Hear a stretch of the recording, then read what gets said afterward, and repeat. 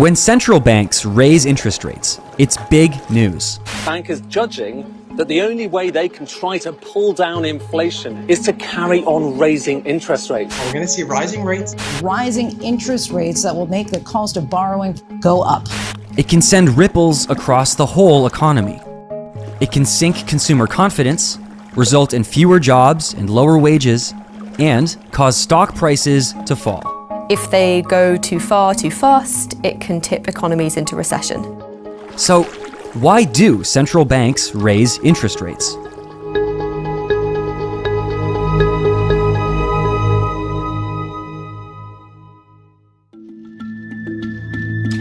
Let's start with the basics.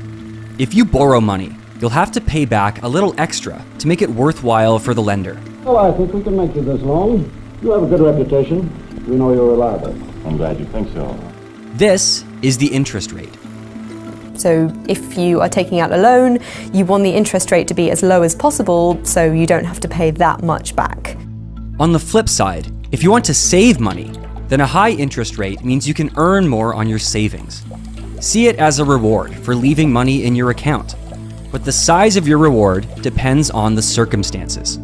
There's no single interest rate in the economy. You've got thousands of banks setting their own commercial rates.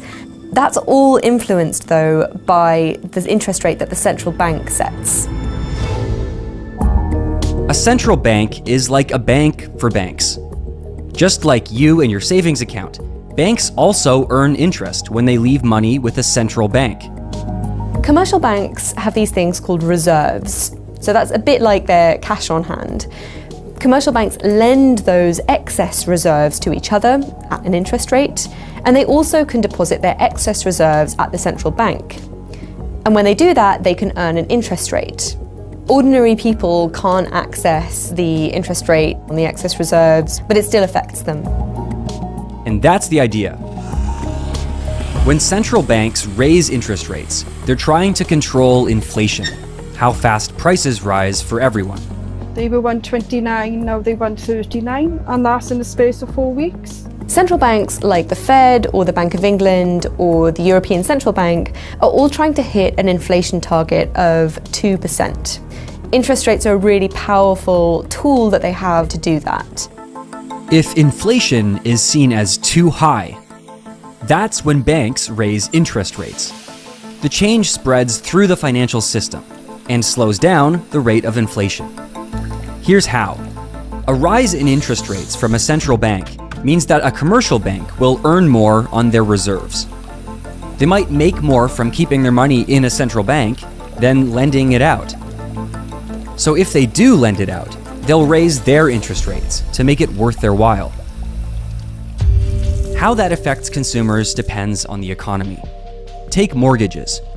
In places like Finland or Australia, lots of people have mortgages with variable interest rates. If you've got a variable rate mortgage where the interest rate that you pay is linked to the central bank's interest rate, then higher interest rates mean that essentially immediately the higher rate will translate into less cash to spend on other things. Less spare cash means households will spend less. And less spending means businesses will be warier of raising prices. This should lower inflation. In other countries, like America or Canada, a bigger share of mortgages are set at fixed rates. People with fixed rates are protected against the direct effects of an interest rate rise, but will still feel an indirect impact. Higher interest rates mean that mortgages will become more expensive. If that is affecting all new buyers, then house prices will begin to fall. And that will make everyone who owns a home feel poorer, and therefore they might spend less. Lower spending will translate into lower inflation. And it's not just consumers who will tighten the purse strings. When interest rates rise, then businesses will find it more expensive to borrow and invest. That generally means less economic activity. It might mean fewer jobs are created. Fewer jobs and lower wages could mean less money for households, and consumer confidence might suffer, which also means less spending. People are grappling with a decline in real wages, meaning their money buys less. When interest rates rise, that will tend to slow down spending, investment, and generally depress economic activity.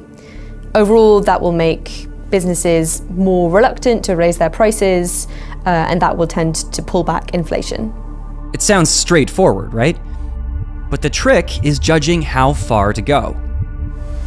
In 1981, the Federal Reserve, America's central bank, allowed interest rates to rise to a whopping 19%. The move curbed inflation, but it led to widespread economic pain. I regret to say that we're in the worst economic mess since the Great Depression. It is very difficult to get inflation under control without severely denting economic activity. In America, it's been over 70 years since they've managed to get inflation down from over 5% without causing a recession. A little inflation is okay. It keeps the economy moving at a sensible speed. But inflation staying high for too long is a problem. Higher prices means employees will need higher wages, pushing up costs for businesses. That could drive up prices further, potentially leading to an upward spiral of wages and prices. Retail inflation in India has surged to 7.8%. The combination of tepid economic activity and high inflation poses serious challenges for Indian economy going forward. Central bankers are really concerned about setting expectations of inflation. The idea is that if it can show that it is credible, that it will always act to get inflation back down to 2%, then maybe it won't have to, raise interest rates and then lower them in this kind of seesaw fashion. Raising interest rates can slow an economy right down. The trouble is, the brake pedal has a delay. It can take as long as 2 years to see the full results from interest rate changes. Central banks know this, so when they set interest rates, they're actually trying to read the road ahead. But predicting the future isn't easy. The problem is, it's difficult for the central bank to work out whether the inflation will fall back on its own. And even when central banks do get it right, they might still cause a crash.